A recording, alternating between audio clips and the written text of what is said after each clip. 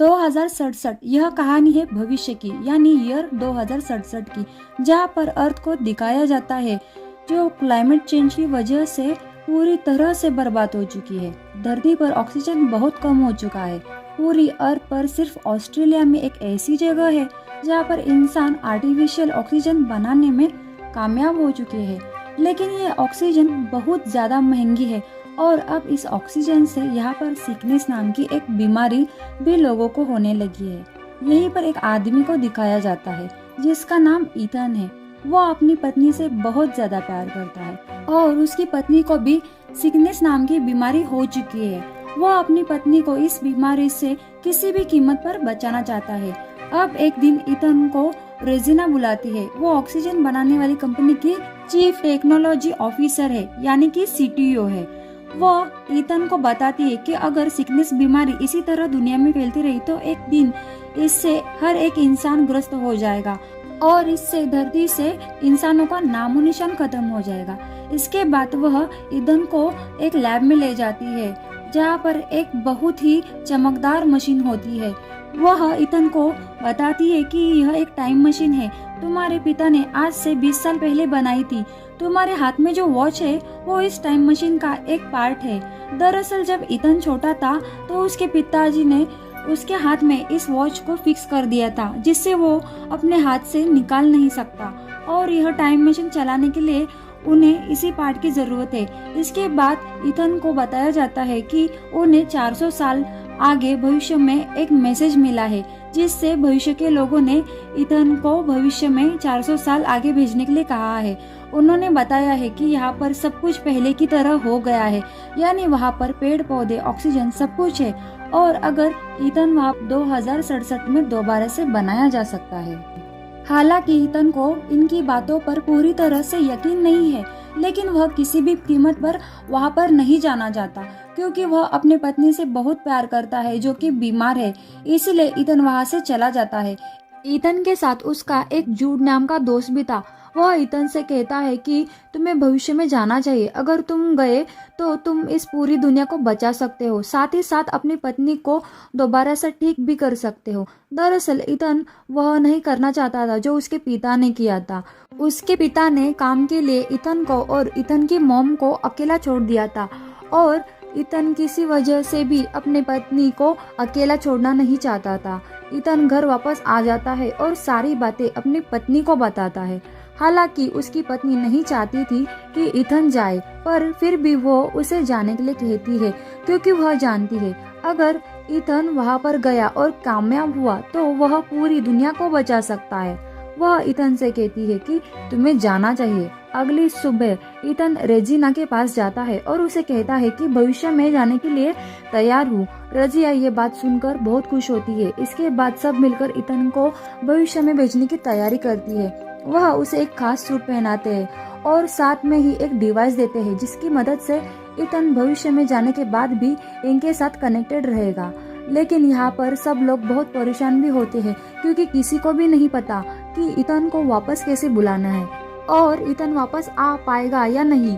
और ईथन को इस मशीन के अंदर बिठाया जाता है। मशीन को जैसे ही ऑन किया जाता है, ईथन लाइट की स्पीड से ट्रैवल करता हुआ इस दुनिया से 800 से 400 साल आगे भविष्य में पहुंच जाता है। वह एक जंगल में जाकर गिरता है और तब चारों तरफ उसे सिर्फ हरियाली और हरियाली दिखती है। साथ ही वातावरण में ऑक्सीजन की भरपूर मात्रा होती है जिसे ऑक्सीजन लेने के बाद बहुत अच्छा फील होता है। अब वो यहाँ से आगे बढ़ता है और तभी उसके सामने एक स्कल दिखता है जिसके सर पर किसी ने गोली मार दी थी। अब वह उसके पास में जाकर इन्वेस्टिगेट करता है तो पता चलता है कि यह स्केलेटन किसी और का नहीं बल्कि खुद उसी का है। वह स्केलेटन के हाथ को चेक करता है तो उसके हाथ में वैसी ही डिवाइस होती है जैसे कि उसके हाथ में अभी थी। वो डिवाइस जो वैज्ञानिकों ने उसे दिया था, जो डिवाइस उसे इस दुनिया से 2067 में कनेक्ट करके रखेगा, वो डिवाइस यहाँ पर भी होता है। ईथन पूरी तरह से कंफ्यूज हो जाता है। उसे कुछ समझ में नहीं आता कि यहाँ पर क्या हो रहा है। अभी वो अपने हाथ की डिवाइस को और उस डिवाइस को देखता है कि जो स्केलेटन के हाथ में होता है। स्केलेटन के हाथ में जो डिवाइस होता है उस पर ग्रीन लाइट चल रही थी, जबकि ईथन के हाथ में जो डिवाइस होता है उस पर रेड लाइट जल रही होती है। अब रात होने लगती है और ईथन को भूख लगती है। वह जंगल से कुछ बेरीज तोड़कर खाता है और कुछ ही देर बाद उसकी तबीयत खराब होना शुरू होती है, क्योंकि उसे ये नहीं पता था कि यह बेरीज जो उसने खाई है वह जहरीली थी। अब उसकी तबीयत खराब होने की वजह से वह बेहोश हो जाता है और यह बात उस डिवाइस की मदद से जो उसके पास है साल 2067 में इंसानों को पता चल जाती है। कुछ देर बाद जब ईथन को होश आता है तो उसके सामने जूड होता है। दरअसल 2067 में ईथन की मदद करने के लिए उसे यहाँ पर भेजा गया था। जूड सिर्फ ना ही उसका दोस्त था बल्कि उसके माँ के मृत्यु के बाद जूड ने ही उसको पाला था, इसीलिए इसके बड़े भाई की तरह था। अब ईथन ठीक हो जाता है। एक बार फिर दोनों उसी स्केलेटन के पास जाते हैं जो स्केलेटन ईथन का है। ये देखते हैं कि वहाँ पर एक डोर है। तभी उसके अंदर एक मशीन बाहर निकलती है जो ईथन की आंखों को स्कैन करती है और उसका दरवाजा अपने आप ही खुल जाता है। और यह दरवाजे के अंदर जब जाते हैं तब देखते हैं कि यह वही लैब है जिस लैब से ये 2067 से इस वक्त में आए हैं। यहाँ पर वो टाइम मशीन भी होती है और अभी नहीं पता कि उन्हें वापस उसी वक्त में कैसे जाना है, अपनी दुनिया में कैसे जाना है। लेकिन इनके सामने सबसे बड़ी समस्या ये थी कि इनके पास अब मात्र 4 घंटे है। दरअसल इस लैब को किसी तरह से डिजाइन किया गया था कि एक बार इस लैब का दरवाजा खोलने पे 4 घंटे बाद यह लैब अपने आप ही डीएक्टिवेट हो जाएगी, यानी टाइम मशीन जिससे वापस जा सकते हैं वो पूरी तरह से नष्ट हो जाएगी। 4 घंटों के अंदर यहाँ से उन्हें हर प्लांट्स के सैंपल ले जाना है। टाइम मशीन पूरी तरह से खराब होती है और इन्हें 4 घंटे के अंदर उसे ठीक कर यहाँ से लेकर जाना होगा। ये दोनों अब लैब के बाहर निकल आते हैं और शहर की तरफ बढ़ते हैं। यह देखते हैं कि शहर के शहर तबाह हो चुके हैं। दुनिया में इंसानियत का नामो निशानी नहीं है। यहाँ पर बड़ी बड़ी बिल्डिंग्स है जो कि पूरे तरह से नष्ट हो चुके हैं। यह समझ जाते हैं कि पास्ट में इंसानियत का जीवन धरती पर से नामो निशान मिट चुका है और इंसानों के मिटने के बाद ही धरती पर दोबारा प्रकृति ने जन्म लिया है और अब पूरी धरती पर हरे भरे जंगल है। ईथन यहाँ से आगे बढ़ता हुआ अपने घर भी जाता है जो पूरी तरह से मिट्टी में मिल चुका है। ईथन को जो डिवाइस उसके स्केलेटन के पास मिलता है वह उसे ऑन करता है और जब वह उसकी रिकॉर्डिंग सुनता है तो उसे पता चलता है कि उसे मारने वाला और कोई नहीं बल्कि उसका बड़े भाई जैसा दोस्त जूडी है। ईथन को कुछ समझ में ही नहीं आता और इससे पहले कि ईथन यहाँ से निकलता जूड भी वहाँ पर आ जाता है। वह उसके सिर पर गन तान देता है और इसके पहले वह ईथन को मारता ईथन उसे कन्विंस करने लगता है कि वह सैंपल ले जाने वाली मशीन को ठीक कर देगा और अब जूड उसकी बात मान जाता है और दोनों के दोनों वापस लैब में आ जाते हैं।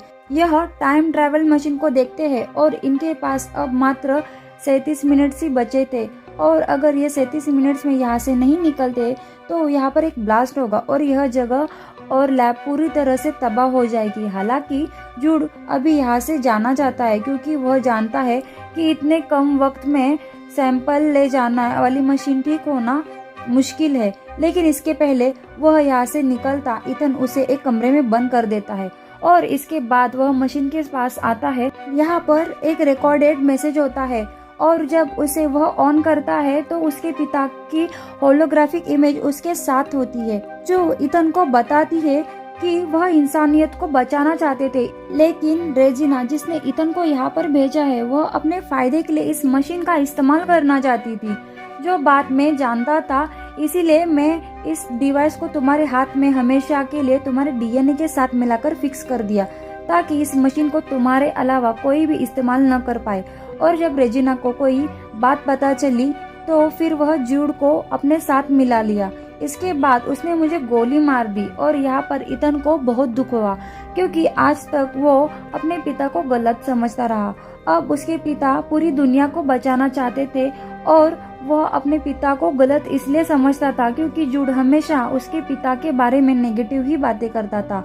पर अब उसे सब सच्चाई पता चल चुकी है कि उसके पिता सच्चे हीरो थे और वह फैसला कर लेता है कि वो इस मशीन को डिस्ट्रॉय कर देगा ताकि रेजिना इस मशीन का गलत इस्तेमाल ना कर सके। और इससे पहले वह ऐसा करता जूड वहाँ पर आ जाता है। वह ईथन पर हमला कर देता है लेकिन ईथन उससे लड़ने से मना कर देता है। यह देखकर जूड के दिल में गिल्ट हो जाता है क्योंकि बचपन से उसी ने ईथन को पाला था। भले वह उसका मकसद गलत क्यों न था, लेकिन कहीं ना कहीं उसके दिल में भी ईथन के लिए प्यार था और इसी गल्ट की वजह से वह खुद की जान ले लेता है। दरअसल ईथन के पीछे उसे इसीलिए भेजा गया था ताकि जब ईथन इस मशीन की सारी गड़बड़ियों को ठीक कर देगा तब वही इसको मार देगा, जिससे रजिया इस टाइम ट्रैवल मशीन को इस्तेमाल कर सके, वह अपने आदमियों को इस वक्त में यानी 400 साल आगे भेज सके। लेकिन अब जब जूड ने खुद ही जान ले लिए तो उसका पूरा प्लान खत्म हो गया था। ईथन यहाँ पर उस मशीन को ठीक भी कर देता है, जिससे वह सैंपल्स यहाँ से उस वक्त में भेज देता है और इसके साथ में वह यहाँ से बहुत सारे जंगल के पौधे भी टाइम मशीन के थ्रू वक्त में 2067 में भेज देता है। साथ ही अपने पिता के उस रिकॉर्ड डेडलॉक को भी साथ में भेजा था, जिससे लोगों को पता चले कि रेजिना ने टाइम मशीन का इस्तेमाल अपने फायदे के लिए करना चाहती थी और कैसे उसने ईथन के पिता को मारा था, जो पूरी दुनिया को बचाना चाहते थे। इस रिकॉर्डिंग के बाद उसे अरेस्ट किया जाता है। यहाँ पर ईथन ने अपनी पत्नी के लिए एक फूल भी भेजा था, जिससे यह पता चलता है कि ईथन अब उस दुनिया से यानी आज से 400 साल पहले 2474 सन से कभी वापस नहीं आएगा। 2474 में इन टाइम मशीन पोर्टल को पूरी तरह से नष्ट कर देता है ताकि कोई भी उसके वक्त से इस वक्त में ना आ पाए। और जब वह बाहर आता है तो वह देखता है कि उसका स्केलेटन वहाँ पर नहीं है, जिससे उसे पता चलता है कि अतीत पूरी तरह से बदल चुका है।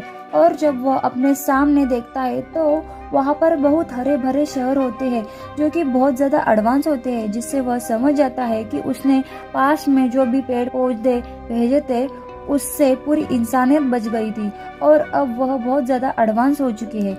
यानी अब इस वक्त में सन 24 से 74 में इतना अकेला नहीं है।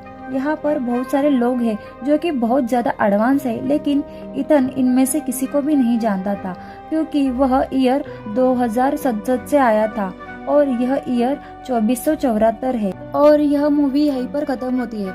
अगर आपको मेरी मूवी एक्सप्लेनेशन अच्छी लगी है तो प्लीज़ मेरे चैनल को सब्सक्राइब कीजिए। मिलते हैं नेक्स्ट वीडियो में, तब तक के लिए बाय।